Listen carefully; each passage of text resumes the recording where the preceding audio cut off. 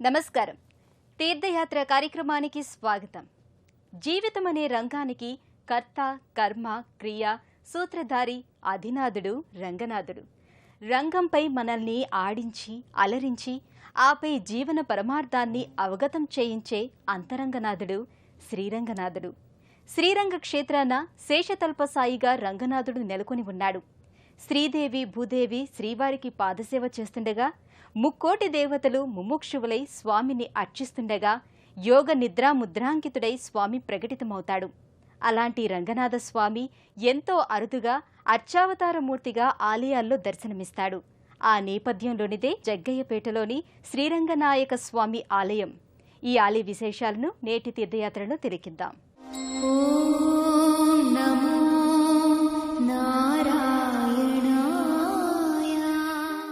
శ్రీ భూనీళా సమేతం శ్రీ గోదా పరివేష్టితం సర్వజగస్థితికారకం వందే శ్రీరంగనాథం. శ్రీ వైష్ణవ ఆగమ విధి విధానంలో రంగనాథస్వామి ఆరాధనకు ఎంతో విశిష్టత ఉంది. శ్రీ వైష్ణవ సంప్రదాయంలో ఏ సంప్రదాయాన్ని పాటించినా, ఏ ఆరాధన నిర్వహించినా సంకల్పంలో శ్రీరంగక్షేత్ర ప్రస్తావన తప్పక ఉంటుంది.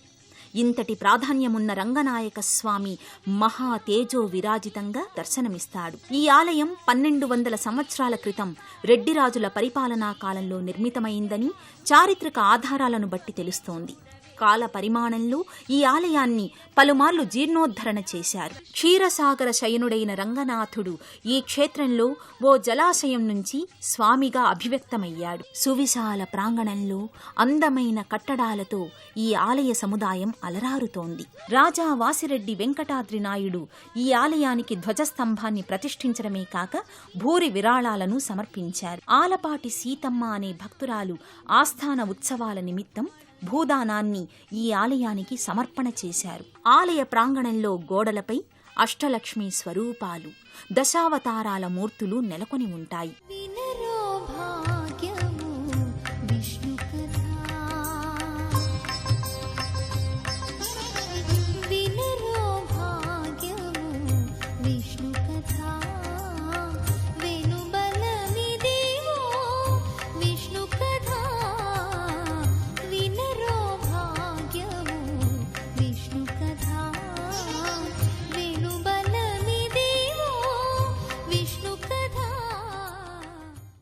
అంతరంగనాథుడు ఈ శ్రీరంగనాథుడు.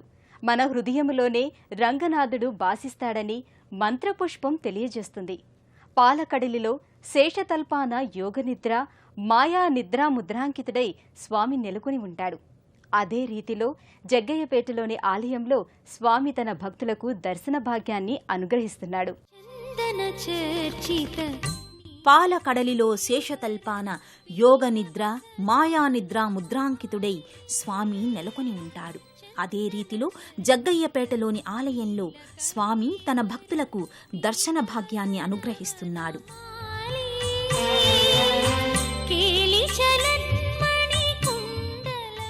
గర్భాలయంలో శేషశయనుడైన రంగనాయక స్వామి పుష్పాలంకరణ శోభితంగా తేజరిల్లుతాడు.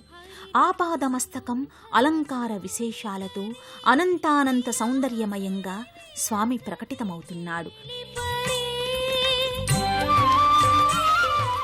మంత్రపుష్పం పద్మకోశ ప్రతీగాశగం హృదయం అని మంత్రపుష్పం వివరించింది.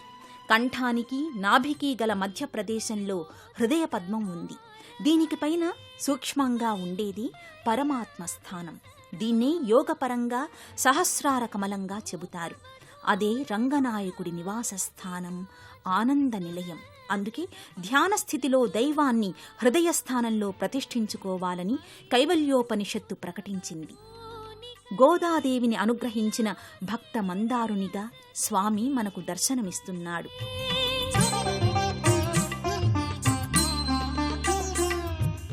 గర్భాలయంలో ఉన్న మూల విరాట్తో పాటు శ్రీ భూనీళా సమేత రంగనాయక స్వామి వార్ల ఉత్సవమూర్తులు విలసిల్లుతాయి.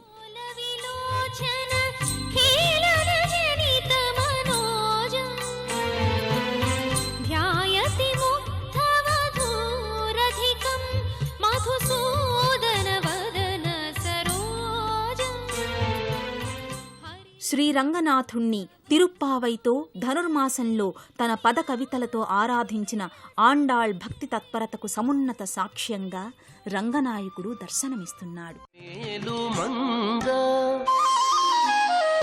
వచ్చెను అలమేలు మంగా ఈ పచ్చల కడియాల పణతి చలంగా. వచ్చెను అలమేలు మంగా ఈ పచ్చల కడియాల పణతి చలంగా. వచ్చెను అలమేలు మంగా ఈ పచ్చల కడియాల పణతి చలంగా. వచ్చెను అలమేలు మంగా వచ్చెను అలమేలు మంగా.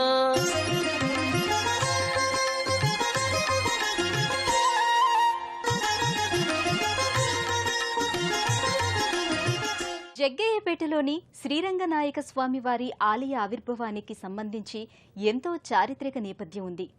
1200 సంవత్సరాల క్రితం రెడ్డి రాజులు ఈ ఆలయాన్ని నిర్మించారు.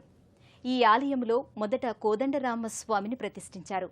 17వ శతాబ్దంలో అంటే దాదాపు 350 సంవత్సరాల క్రితం అనుమంచిపల్లి గ్రామంలో ఓ చెరువులో స్వామి మూల విరాటు లభ్యమైనట్టుగా క్షేత్రపురాణం తెలియజేస్తోంది. అనుమంచిపల్లి గ్రామంలోని చెరువులో 17వ శతాబ్దంలో ఓ ఇసుక దిబ్బ క్రింద రంగనాయక స్వామి విగ్రహాన్ని కనుగొన్నారు. అప్పటికే ఉన్న కోదండరామస్వామి ఆలయంలోని స్వామివారి విగ్రహాన్ని ప్రతిష్ఠించారు. ధనుర్మాసాన్ని ఈ క్షేత్రంలో వైభవంగా నిర్వహిస్తారు. మాఘ పౌర్ణమి నాటికి బ్రహ్మోత్సవాలు ముగిసేలా అంతకుముందు 7 రోజుల పాటు సప్తాహ్నిక దీక్షతో బ్రహ్మోత్సవాలను నిర్వహిస్తారు. ఈ ఆలయంలో ప్రతినిత్యం శ్రీ పాంచరాత్ర ఆగమరీతిలో శ్రీ లక్ష్మీనారాయణ సుదర్శన హోమాన్ని నిర్వహిస్తారు. జగన్నాటక సూత్రధారి అయిన శ్రీకృష్ణ పరమాత్మ రంగనాయకుడు. ఆయన పేరుతోనే శ్రీరంగ క్షేత్రం వెలసింది. ఆ రంగనాయకుణ్ణి శ్రీకృష్ణునిగా భావించి ధనుర్మాసంలో గోపికలు గోదాదేవి ఆధ్వర్యంలో మేలుకొలుపులు పలుకుతుంటారు. ఆ మేలుకొలుపు నిరాటంకంగా జరగాలని కాత్యాయని వ్రతాన్ని ఆచరిస్తారు. భక్త జయదేవుడు స్వామిని శ్రీకృష్ణ రూపంలో దర్శించి అమల కమల దళలోచన భవమోచన జయ జయ దేవహరే అంటూ అద్భుతంగా గానం చేశారు. రంగనాథుడి పాదాలను పద్మాలతో భక్తులు పోలుస్తారు. శ్రీవారి పాద పద్మాలను మహాలక్ష్మి అయిన గోదాలక్ష్మి నిరంతరం సేవిస్తూ ఉంటుంది. పెరియాళ్వారుగా వ్యవహరించే విష్ణుచిత్తుని కుమార్తె గోదాదేవి ఆముక్తమాల్యదగా స్వామికి నిత్యం పుష్పమాలికను సమర్పించి తన హృదయారవిందాన్ని కూడా స్వామికి కైంకర్యం చేసింది. శ్రీరంగధామేశ్వరిగా రంగనాథ హృదయ విహారిణిగా సిరులమా తల్లి గోదాదేవి ఈ ఆలయములో అర్చావతారమూర్తిగా ప్రత్యేక ఆలయంలో దర్శనమిస్తుంది. లక్ష్మీం క్షీర సముద్రరాజతనయాం శ్రీరంగధామేశ్వరీం అంటూ భక్తులు గోదాదేవికి ప్రణతులు సమర్పిస్తారు. రుక్మిణీదేవిని వివాహమాడిన తరువాత శ్రీకృష్ణుడు రంగనాయకునిగా అవతరించాడు. ఆయన పట్టమహిషి శ్రీరంగధామంలో లక్ష్మీమాత రూపిణిగా గోదమ్మ అలరారుతోంది. స్థానకమూర్తిగా ఆండాళ్ దేవి సర్వాలంకారయుక్తంగా దర్శనమిస్తుంది. మధుర భక్తికి సమున్నత సజీవ సాక్ష్యంగా విలసిల్లే ఆండాళ్ దేవి స్వామిని సర్వాత్మన తన ప్రియసఖునిగా భావించి హృదయేశునిగా సేవించుకుంది. శ్రీవిల్లిపుత్తూరు క్షేత్రంలో స్వామి అనుగ్రహాన్ని పొందిన గోదాదేవి 12 ఆళ్వార్లలో ఒకే ఒక మహిళగా విఖ్యాతి పొందింది.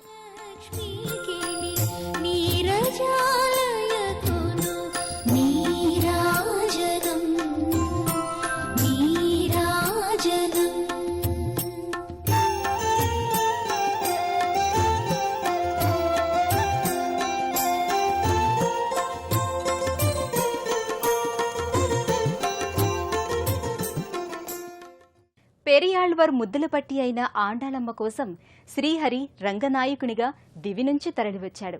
కాలపురుషుడైన రంగనాయకుడు స్వామివారికి ఈ ఆలయంలో శ్రీవైష్ణవ ఆగమ విధాన రీత్యా అన్ని పర్వదినాల సందర్భంలో విశేష వేడుకల నేపథ్యంగా ఆరాధిస్తారు. ప్రతి సంవత్సరం భోగి పర్వదినాన శ్రీ గోదా రంగనాథుల దివ్య కళ్యాణ వేడుకను ఘనంగా నిర్వహిస్తారు. గోదా లక్ష్మీదేవి ముంగిట శ్రీచక్రపీఠం ప్రత్యేకంగా విలసిల్లుతోంది. ప్రతినిత్యం శ్రీచక్రానికి కుంకుమ పూజను నిర్వహిస్తారు. ప్రతి శుక్రవారం అమ్మవారికి నక్షత్ర హారతిని సమర్పిస్తారు. ధనుర్మాసంలో నెల రోజుల పర్యంతం తిరుప్పావై వేడుకలను శ్రీవైష్ణవ విధాన రీతిలో నిర్వహిస్తారు. ఈ నెలలో ప్రతినిత్యం అమ్మవారికి రంగనాయకులకు పంచామృతాభిషేకాలు కొనసాగుతాయి. చందనోత్సవం, లక్ష తులసి పూజ, లక్ష కుంకుమార్చనల్ని విశేషంగా ధనుర్మాసంలో నిర్వహిస్తారు. ధనుర్మాసంతో పాటు కార్తీక, శ్రావణ మాసాలలో రంగనాయకుల వారిని ఈ ఆలయంలో విశేషంగా ఆరాధిస్తారు. కార్తీక శుద్ధ ఏకాదశి నాడు లక్ష తులసి దళాలతో స్వామికి అర్చన చేస్తారు. ఆలయ లోగిలిలో భగవత్ రామానుజుల సన్నిధి, పన్నిద్దరాళ్వార్ల సన్నిధి ప్రత్యేకంగా నెలకొని ఉంటాయి. ఈ ఆలయానికి మూల దైవతమైన శ్రీ ఆంజనేయ సహిత కోదండరామస్వామి వారి ఆలయం నెలకొని ఉంటుంది. భక్తులు ముందుగా ఈ ఆలయాన్ని దర్శించుకున్నాకే రంగనాయకుల వారిని దర్శించడం పరిపాటి. అద్దాల మంటపం, ఉత్సవ మంటపం, ముఖమంటపాదులతో, ఆస్థాన కొలువులతో రంగనాయక స్వామి సన్నిధి భక్తుల పెన్నిధిగా అలరారుతోంది. జయ జగదీశ హరే, జయ జగదీశ హరే.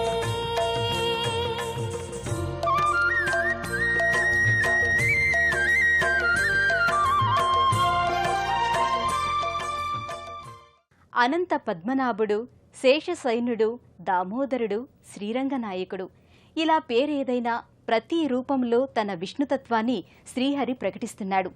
సర్వవ్యాపకత్వానికి శ్రీహరి ప్రతీక. ఆ కోవలో రంగనాయకునిగా ఆవిష్కారమై మనల్ని అనుగ్రహిస్తున్నాడు. ఆ స్వామి కరుణాకృప మనకెల్లప్పుడూ లభిస్తూనే ఉంటుందని ఆశిద్దాం.